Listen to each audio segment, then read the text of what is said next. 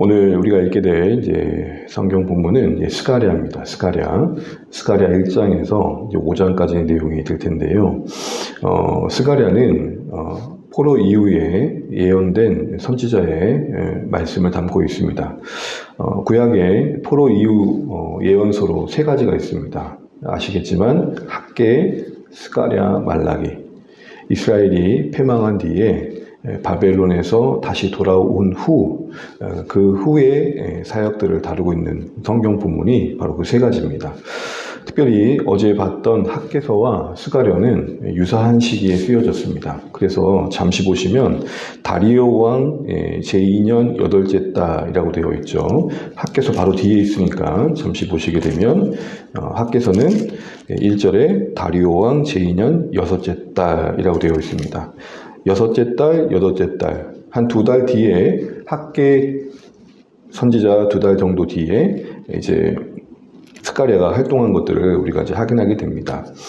그런데 이 두 선지자를 통해서 포로 이후에 돌아온 이스라엘 백성들이 어떤 유익을 누렸느냐 할 때 5장, 에스라 5장 1절 2절에 이렇게 되어 있습니다. 제가 한번 같이 읽어보겠습니다. 선지자들 곧 선지자 학개와 id도의 손자 스가랴가 이스라엘의 하나님의 이름으로 유다와 예루살렘에 거주하는 유다 사람들에게 예언하였더니 이에 스알디엘의 아들 스룹바벨과 요사닥의 아들 예스와가 일어나 예루살렘에 있던 하나님의 성전을 다시 건축하기 시작하매 하나님의 선지자들이 함께 있어 그들을 돕더라. 다시 성전을 건축했다는 것은 이스라엘 사람들이 포로 가운데 돌아와서 무너진 성전을 다시 지어보려고 건축을 시작했지만 주변에 방해가 있었고 그들 스스로의 연약함 때문에 중단되죠. 그게 무려 16년이 지난 이때입니다.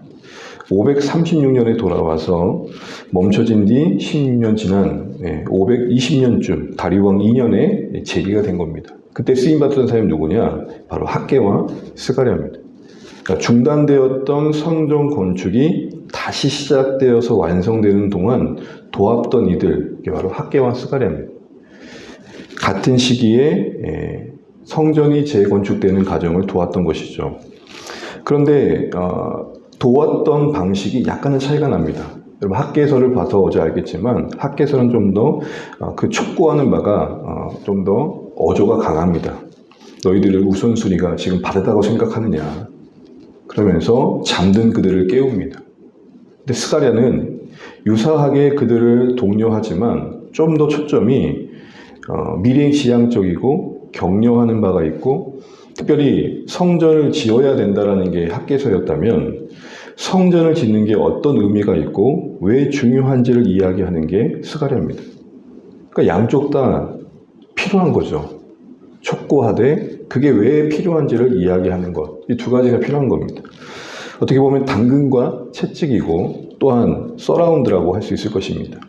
그런 의미에서 스가랴를 쭉 읽다 보면 왠지 모른 어떤 격려도 받게 되고 소망도 갖게 됩니다. 물론 그 표현 자체가 환상의 방식으로 이루어지다 보니까 난해한 면도 있지만 오늘 특별히 하시는 말씀의 요지는 뭐냐면 이스라엘이 재건되는 것, 성전이 회복되는 것, 하나님께서 함께 하신 것 이루실 것이다 라는 약속이 그 환상을 통해 제기되고 있기 때문에 큰 격려가 되었을 것입니다. 특별히 오늘 우리가 읽은 1장 1절에서 6절까지의 내용에서는 과거 조상들의 실패를 교훈 삼아서 다시 돌아오라는 시작과 함께 여러분 7절부터 6장까지 8가지의 환상이 언급됩니다.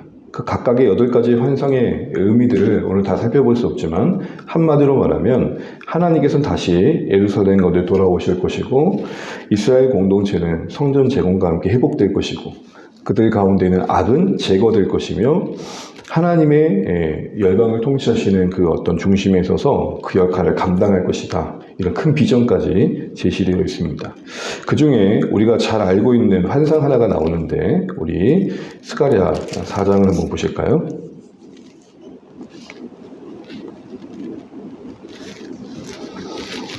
유명한 말씀이 나오죠. 스가랴 4장 우리 함께 6절 읽어보도록 하겠습니다. 6절입니다. 시작. 그가 내게 대답하여 이르되 여호와께서 스룹 zorob바벨에게 하신 말씀이 이러하니라. 만군의 여호와께서 말씀하시되 이는 힘으로 되지 아니하며 능으로 되지 아니하고 오직 나의 영으로 되느니라. 아멘. 1절 보시면 이하에 천사가 보여준 환상은 순금 등잔대와 그 주변에 두 감람나무이고 그 등잔대에 계속해서 기름 그릇에 기름이 공급되어지는 그런 장면입니다. 어떤 이미지인지 오늘 설명되어진 대로 이렇게 말씀하고 계십니다. 기름 부음은 이제 하나님의 능력이 공급되는 거겠죠. 그래서 성전에 불이 타겠죠. 성전에 불이 타오른다는 것, 기름 부어지는 것, 이런 모든 이미지들은 오늘 6절에 말씀하신 것처럼 성전 제거는 사람의 능력이 아니라 성령의 능력으로 가능하다, 이 말씀을 하고 계시는 거고, 양쪽에 두 감람나무가 상징하는 바 스룹바벨과 여호수아는 그 성령의 능력으로 그 일을 감당해야 될 것이다, 이렇게 말씀하고 계시는 겁니다. 이처럼 각각의 환상 속엔 성전 제공과 관련된 하나님의 의지와 약속과 계획이 담겨 있습니다. 그래서 앞서 말씀드린 것처럼 학개서와 다르게 오늘 이 말씀을 듣는 자들이 이 성전 재건을 계속해서 하나님의 의에 지속할 수 있도록 격려를 받을 수 있었던 것이죠. 이제 말씀을 정리하겠습니다. 사랑하는 주안의 가족 여러분, 하나님은 학개서를 통해서도 말씀하시고 스가랴서를 통해서 말씀하셔서 이스라엘 가운데 그 중심에 있어야 될 성전 재건을 격려하고 계십니다. 오늘도 하나님께서는 때로는 엄한 말씀으로, 때로는 사랑의 격려의 말씀으로 우리 신자된 삶의 방향을 잡아가게 하시고 우리가 이 땅에서 이루어가야 할 하나님 나라의 사역에 동역하게 하십니다. 그런 의미에서 우리는 두 가지 말씀에 다 모두 하나님의 뜻으로 받아들일 마음의 자세가 필요합니다. 하나님의 말씀이 엄히 선포될 때 우리 자신을 진실하게 살피고 회개할 수 있는 심령이 필요하고, 또한 지쳐있고 또 힘들어할 때 격려의 말씀으로 서로를 다독일 수 있는 은혜의 분위기도 필요한 것이죠. 이런 일을 통해서 하나님께서 궁극적으로 하고 싶어 하시는, 이루고 싶어 하시는 그 뜻이 이루어지는 것을 함께 바라볼 필요가 있는 것입니다. 오늘 스가랴 말씀을 쭉 읽어가시면서 하나님께서 성전을 재건하고 이스라엘을 회복하시기 위해서 말씀하시는 하나님의 어떤 의지, 약속, 계획, 이런 것들을 우리가 함께 주목하시면 좋겠고, 그런 모든 것들이 결국엔 우리에겐 격려가 되어서 우리의 마음 생각들을 다시 일으켜줄 수 있는 은혜가 된다는 것을 잊지 않으시면 좋겠습니다. 이는 앞서 말씀인 것처럼 학개서와 같은 말씀에도 열려 있어야 되고, 또 우리에겐 스가랴 말씀이 필요하다는 것을 알아야 된다는 것이죠.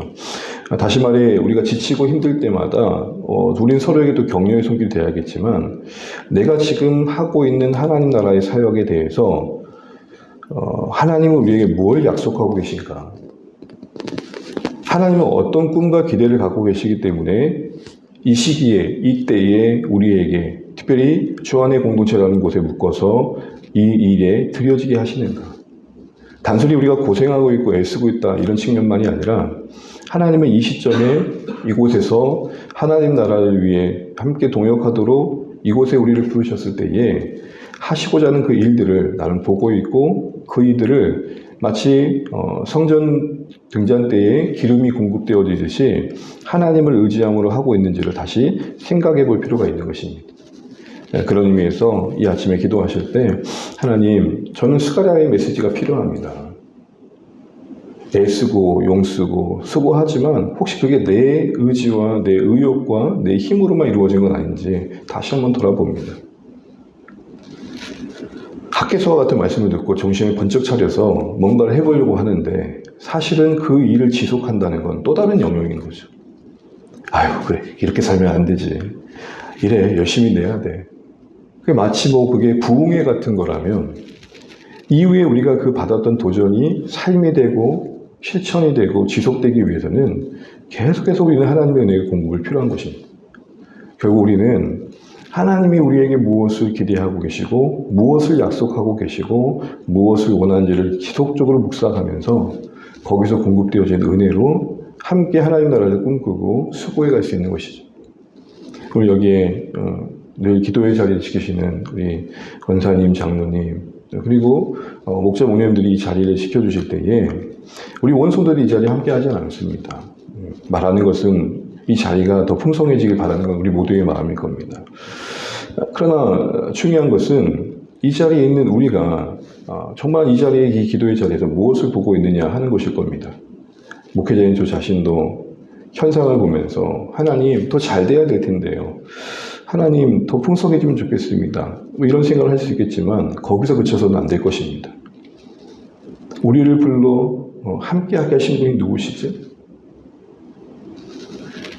우리의 의지를 뛰어넘어 이 시대 이곳에서 주원의 교회를 이루어 가신 분이 누구시지? 스가랴가 하신 말씀이 그거였습니다.